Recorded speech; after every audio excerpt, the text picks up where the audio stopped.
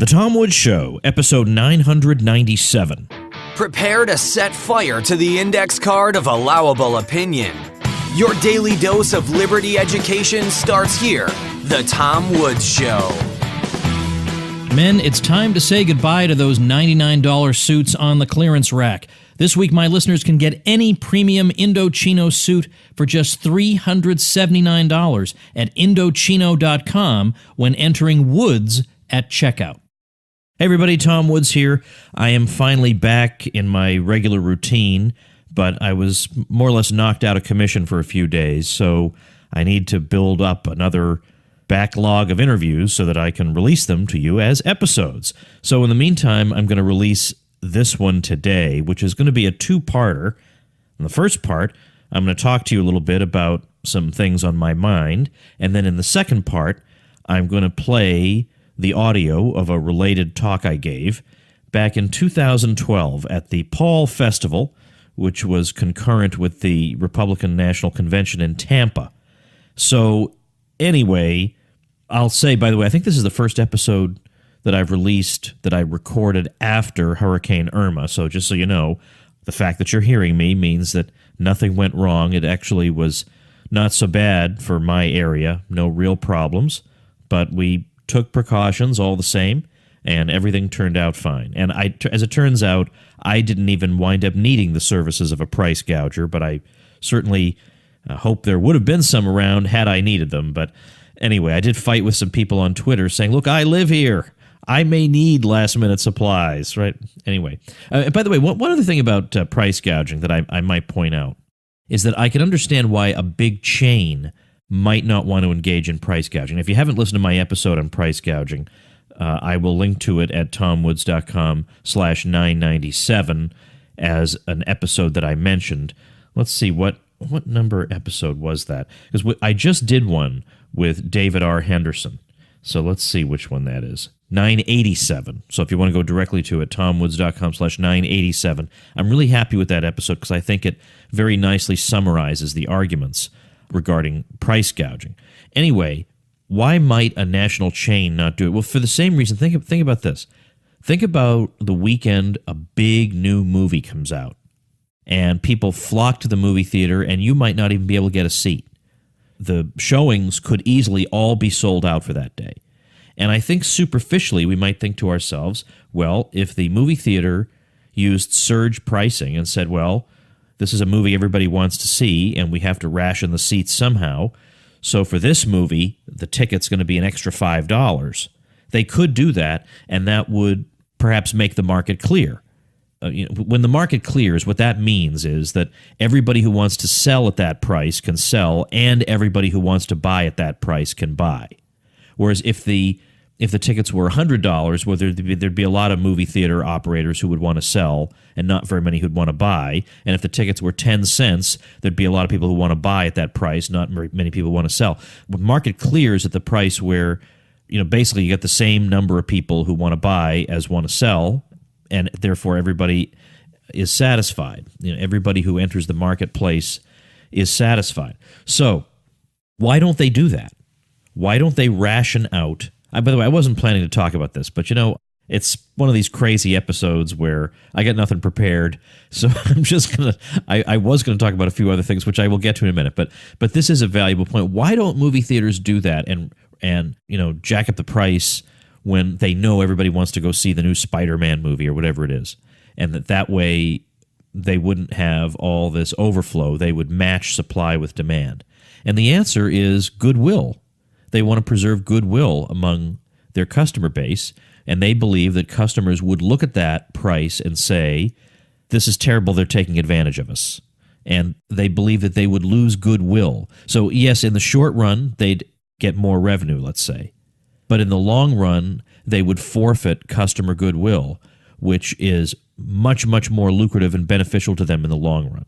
So therefore, they forego the use of surge pricing in that situation. Now, in other cases, surge pricing works to the extent that it alienates few enough people and brings in an overwhelmingly greater amount of revenue that it still makes sense to use it. For example, Uber has surge pricing.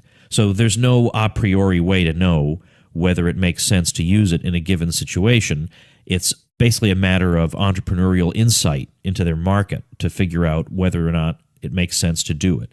So even though we theorize about price gouging and we say that in such and such situation, it would make sense for the supplier to raise the price because that's the only way to ration out the existing supply, that also at the same time encourages the bringing in of greater supply and encourages the conservation of that existing supply. Even though it makes economic sense for them to do that, you can see that why for goodwill reasons they might not want to, because the public believes that it's evil and exploitative. So in general, price gouging, you might see it among some isolated supplier here and there.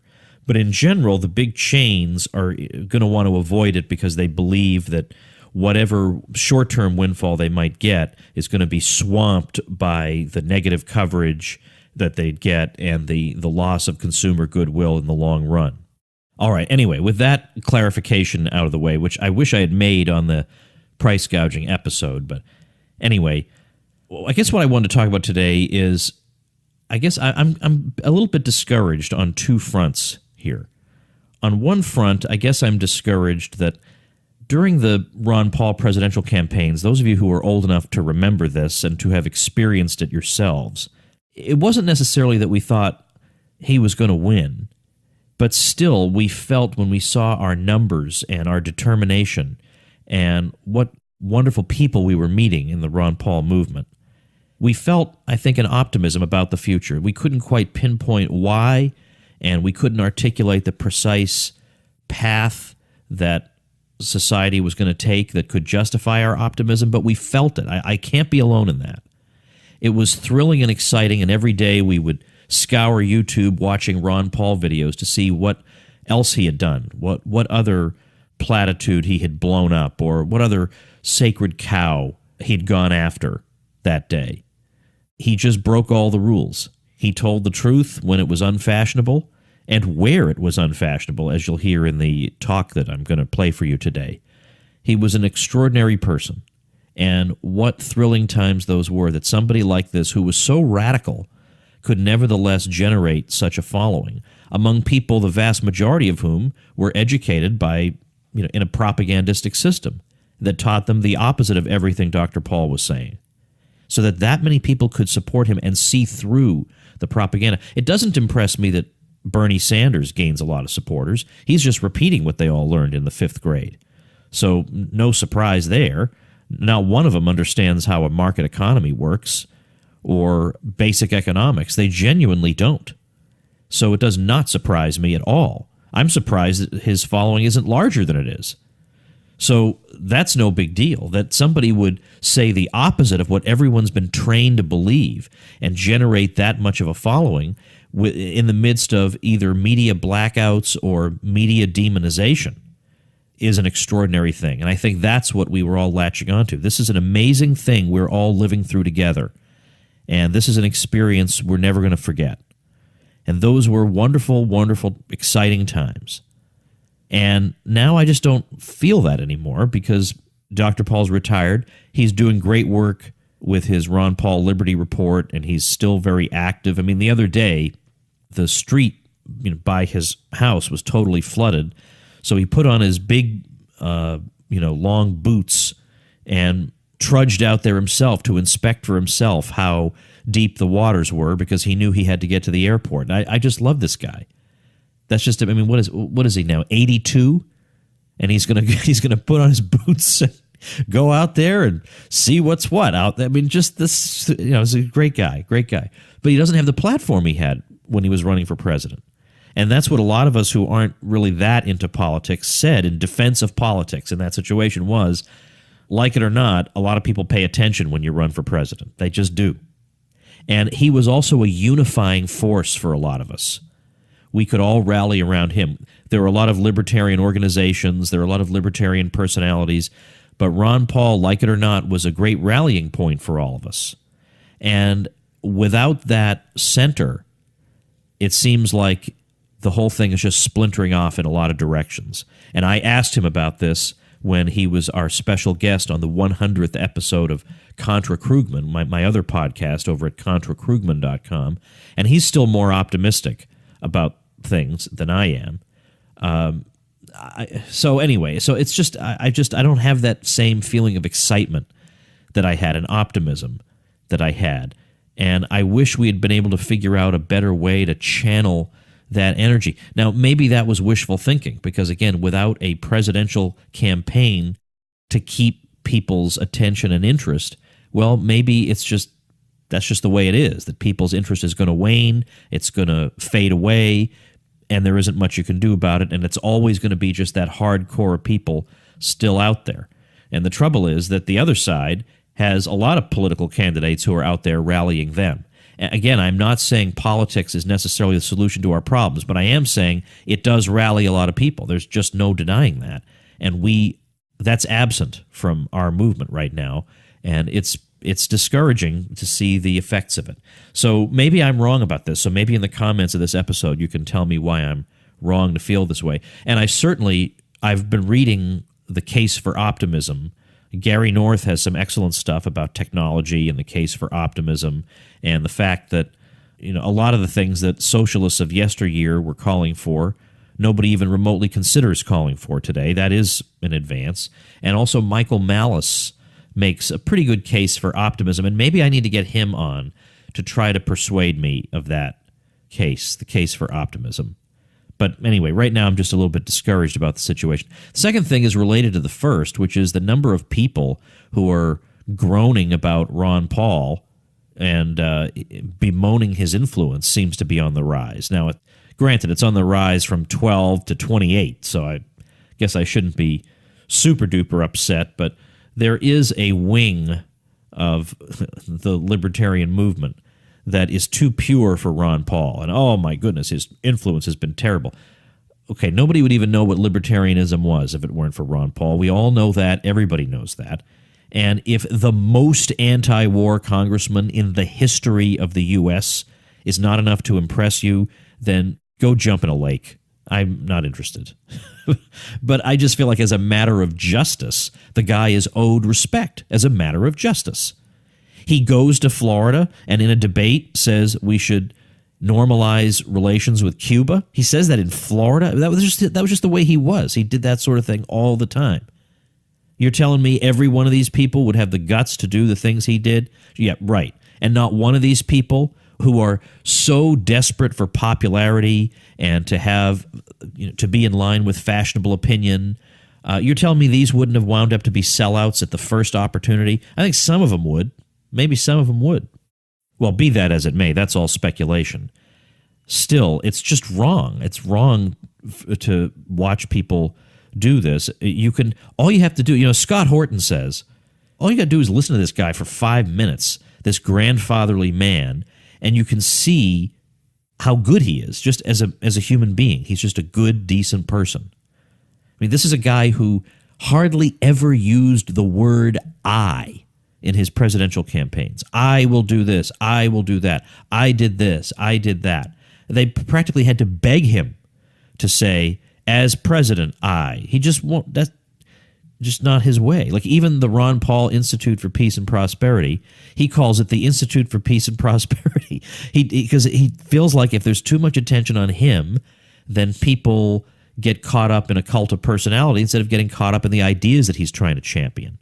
So he doesn't emphasize that. And to say that's highly unusual for a congressman is rather an understatement.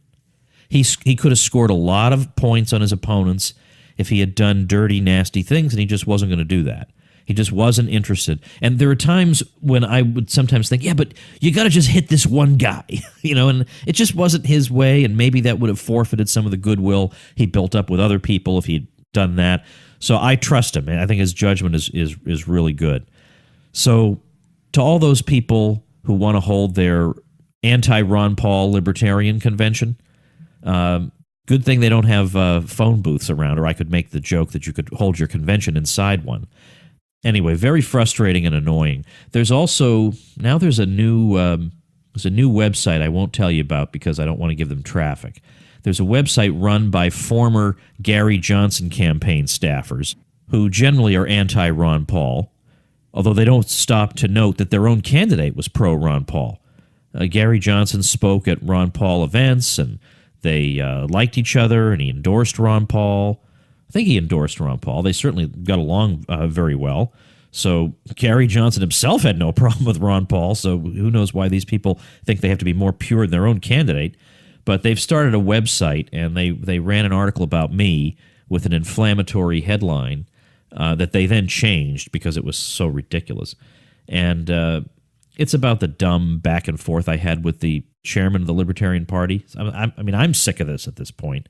They ran an article about it. Not once did they quote me in the whole article. Now, that would get you an F at journalism school, right? Not once do they quote me. But they say that I denounce the Libertarian Party. Well, then quote me saying it. I mean, isn't that what they teach you in journalism school? Give me one quotation. And they also say that I urged my listeners to abandon the Libertarian Party. I don't recall doing that. I don't think I ever said that. Plus, could you imagine me saying that? Those of you who've listened to me for a long time, could you imagine me getting in front of my microphone and saying to all you folks, you got to quit this. You got to get out of that party. Like I would ever tell you guys what to do in that way? The only times I tell you guys what to do is I say, look, here's a really great book. I think you should go read it. Or here's a really worthy cause. If you're in a position to help it out, please do that. But I'm not going to tell you go do this or do that or what. That's up to you. I trust your judgment to do the right thing. I'm not going to tell you to not join. To the contrary, I would like to see people join the Libertarian Party and do the right thing with it. And steer it back in the right direction. I think my theory is they're deliberately lying about that so as to send the message that Woods doesn't want his supporters in the party, so don't bother. I think it's a way of trying to drive my people away by making it seem like I don't want them to do it. But I do want you to do it. If you're interested in this sort of thing, you should join the Libertarian Party. You should join the Mises Caucus of the Libertarian Party. There's a Facebook group for that. You should do that. I've never said otherwise. To my recollection, I don't think I've ever said otherwise. But so this sort of nastiness is really picking up steam all over the place. It was nice to see a Facebook update by Robert Higgs, who is loved by everyone in the libertarian movement, and that is a tricky thing to pull off, saying, things are getting pretty weird when some libertarians believe that libertarians should sign a public letter disavowing support for Nazism. Leapin' lizards, Sandy. Next thing you know, some Christians will urge their fellow Christians to sign a public letter disavowing support for Satan. Well, pretty good. All right. There are a series of random observations. Now I'm going to play for you a short talk I gave. Now, it's recorded on an amateur device because they didn't have professional recording at this event, but it was a big deal, and because it's recorded on an unprofessional system, doesn't mean it's bad, but if it were recorded in a central location through a soundboard, there'd obviously be much better quality. But also, I think with recordings like this, you can hear like localized clapping more loudly than the more general clapping. All right, I know, but I hope you enjoy it. Before we do that, let's hear a word from our sponsor. Doot, doot, doot, doot, doot. All right, I think we all know in the abstract that if you want to look your best, you want to have a made-to-measure suit instead of one you just pick up off the rack. But you think, well, what am I, a millionaire? I can't afford a suit like that. But you can with Indochino. $379 for a made-to-measure suit, and it's easy to do. You can measure yourself very easily. They show you exactly how to do it to get the size measurements they need to give you the suit that will fit you best. In fact, you can customize your suit. You can choose from hundreds of top-quality fabrics, personalize it just the way you want it, including lapels and pleats and jacket linings and all kinds of things. I found it easy and very user-friendly to place an order at Indochino.com. Well, this week, my listeners can get any premium Indochino suit for just $379 at Indochino.com when entering Woods at checkout. That's 50% off the regular price for a made-to-measure premium suit, plus free shipping. So that's Indochino.com using promo code WOODS for any premium suit for just $379 and free shipping. That's an amazing deal for a suit that'll fit you better than anything off the rack ever could. So check it out at Indochino.com, promo code WOODS. All right, everybody, here is my talk from the Paul Festival from 2012. I hope you enjoy it. Welcome with me, Thomas E. Woods.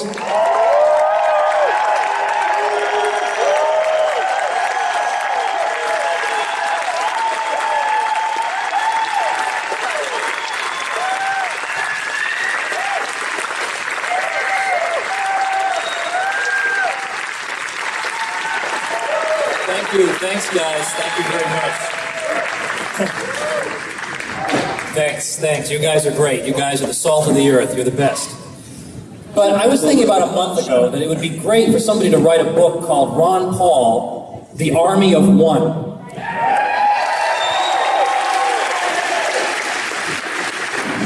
During his tenure in Congress, Ron Paul cast the sole no vote more than any other congressman, and in fact, he cast the sole no vote more than all other congressmen put together.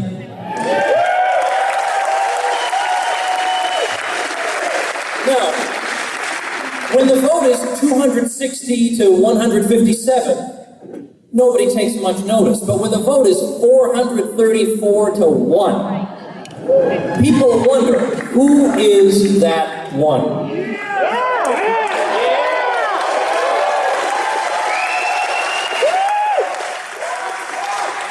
We know who that one is. He's the man lobbyists have tried in vain to buy off, the man whose arm even presidents have been unable to twist.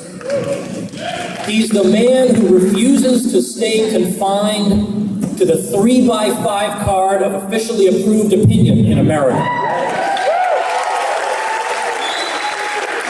Now, there are certain things you just don't say in America, and if you do say them, well, you better be prepared to back off, apologize, explain yourself away.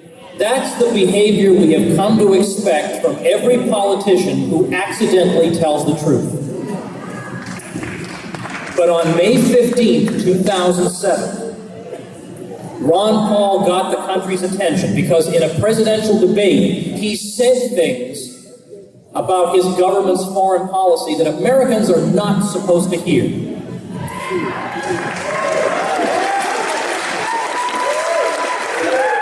And when Rudy Giuliani demanded a retraction, not a lot of Giuliani fans here? When he demanded a retraction, he probably expected Ron to be like everybody else. Backpedal, apologize, whoops, sorry, I forgot myself, I strayed from the 3x5 card of approved opinion. But not only did he not do that, Dr. Paul amplified his remarks. He stepped right up and right in Rudy's face.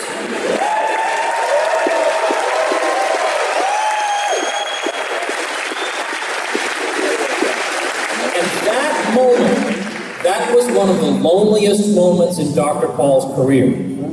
He had no idea that he was going to win all the post-debate polls, that there were all these people out there who were going to rally him. He had no idea about that, but he looked in that camera and told the truth anyway.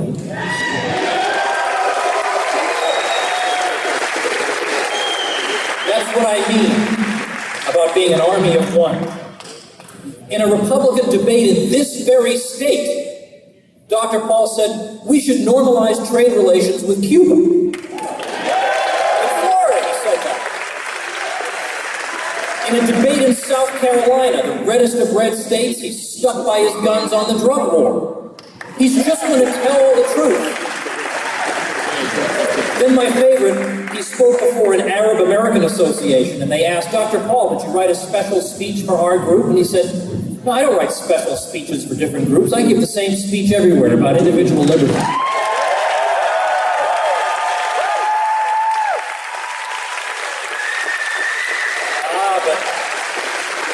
Favorite things. A guy you've never heard of, Terry Holt, who worked on George W. Bush's presidential campaigns, said that Ron Paul, as he recalled, could not be influenced the way the other congressmen could. He said this, the thing about Ron Paul is, what does he want that we have? He's never been someone who was interested in being co-opted or in trading and dealing. He would tell us how he was voting, and that was that. There was nothing he wanted that we could offer him in exchange for his vote.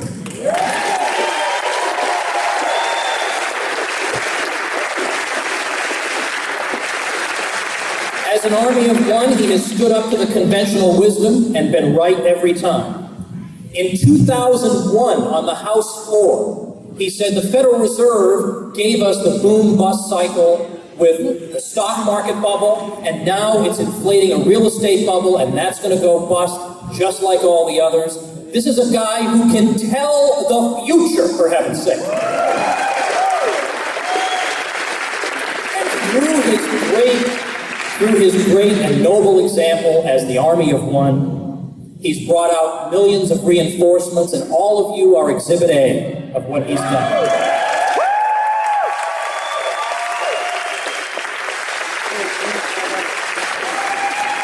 All right, but now for the ugliness.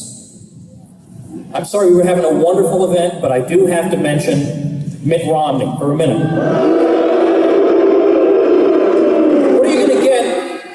What are you going to get if you vote for Mitt Romney? Well, you're going to get a lot of. Well, let me give the answer.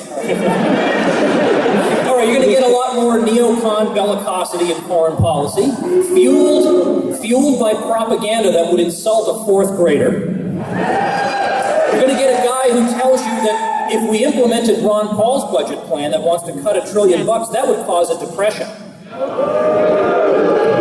Well, you know what? That's exactly the same view that the New York Times and Paul Krugman have, and that's what Mitt Romney is saying. There's your big choice. And then, but don't forget, he's got the true conservative Paul Ryan for his running mate. Yep, my gosh, what a draconian budget plan he has that finally balances in the year 2040. Then he voted for Medicare Part D, the NDAA, and for TARP, which is the worst domestic policy atrocity in all of U.S. history. And he gave all the phony baloney arguments for it. And now, notice what happens. The official left and the official right now play the game. The left portrays him as an extremist. And the fake right says, oh, he's a wonderful conservative. And each of them, they're just trying to raise money. The left raises money by making people think, oh my gosh, Paul Ryan's going to abolish everything. And the right raises money by saying, he is, look, he's all these wonderful things. He's just another one of these phonies like all the rest, as anybody with a brain can see.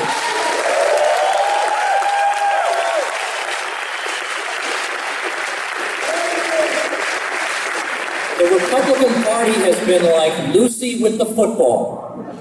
And all these suckers every year are Charlie Brown. A vote for Mitt Romney is a vote for the status quo, and anyone who thinks otherwise is absolutely delusional. Yeah!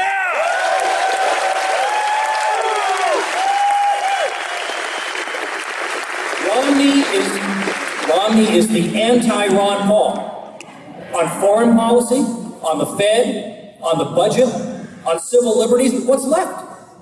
And unlike Ron, he is the consummate politician. Every word is carefully weighed in light of focus group results. In fact, I've sometimes said that the guy is so robotic that it would not surprise me if we opened his head up, we would find circuitry and wiring in there. Dr. Paul will never endorse such a reprehensible human being.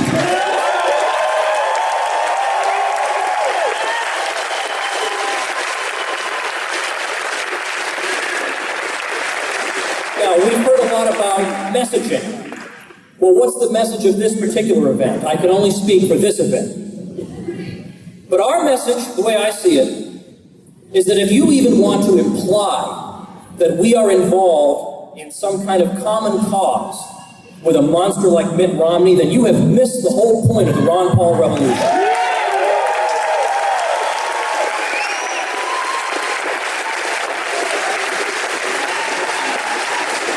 Now, I love Dr. Paul. I would do anything he asked of me. And I look back with a sadness filled with, at the same time, coupled with good memories of things that I've been privileged to do with and for him. Speaking at many events as sort of his opening speaker, and boy, I get to speak to huge audiences when that happens. But testifying before Congress on auditing the Fed, and speaking at his great barbecue event with thousands of people come to wish him a happy birthday, and working on projects with him. These are memories that I will cherish forever. But the question that so many of us are asking, though, is what do we do now? What now? What should our next step be? And why isn't Ron Paul telling me what to do? The answer is that only you can know what you are called to do.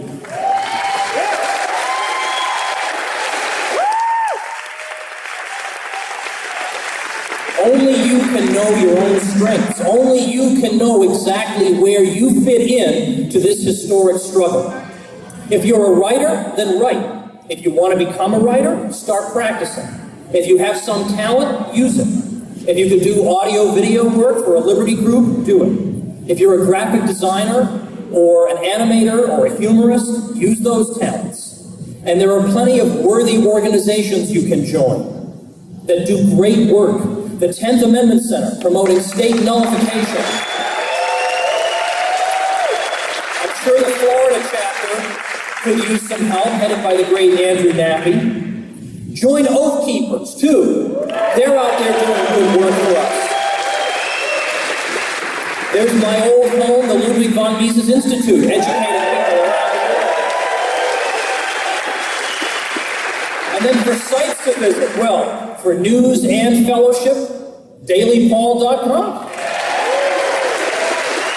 And don't forget the Ron Paul forums, too. But also, of course, LouRockwell.com, where Ron Paul meets every day. And avoid the propaganda by looking at antiwar.com. And incidentally, I wouldn't be altogether unhappy if you paid me a visit at TomWoods.com. Whatever you do, remember the example of Dr. Paul. In a world of cowards, stick to your principles. In a sea of lies, tell the truth. Into the darkness, shine a light. Do those things. Be that person. That is what Ron Paul wants from you. Now, the earliest appearance of the word liberty in writing comes down to us from ancient Sumer in Mesopotamia in 3000 BC. So the land between the rivers, Sumer. We find it in that civilization's cuneiform script. So you and I, that means, are engaged in a struggle that has been going on long before we were born and will persist long after we're dead. The struggle between liberty and power. And so be courageous and studious and persistent. Remember that the one person on this earth you have full power to improve is yourself.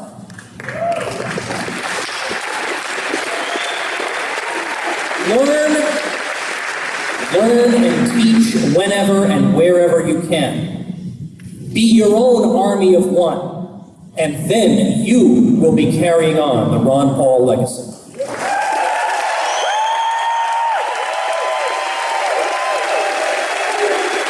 All right, everybody, here's some good news, though, before I let you go.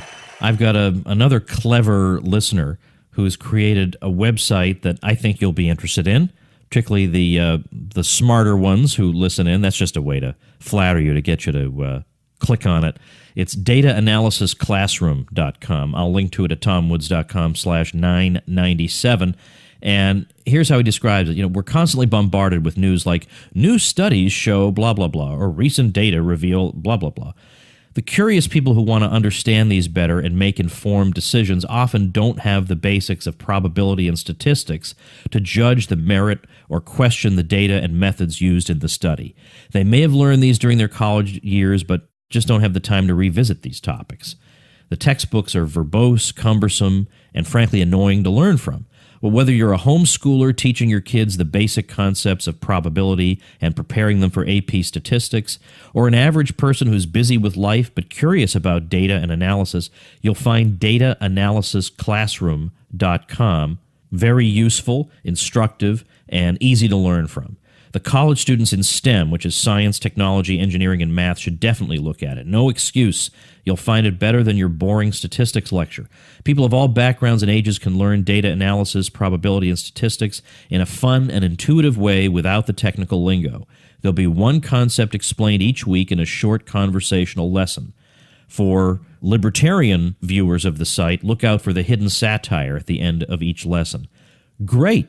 So check it out at dataanalysisclassroom.com. It's free, and you'll get a lot out of it. So I'll give you publicity like this for your brand new site or blog, and several other really great bonuses, including membership in our free private bloggers group where you can get help when you need it and give help when you can. How do you get these great bonuses, including publicity from me? Well, check out tomwoods.com/publicity. You'll find out there. You just got to get your hosting through my link, which gives you the best price you can get on it anyway, and I'll give you this nice publicity and help you out, so there won't be tumbleweeds going by when you launch your website. All right, that's all for today, everybody. Thanks for listening. Become a smarter libertarian in just 30 minutes a day. Visit TomWoods.com to subscribe to the show for free, and we'll see you next time.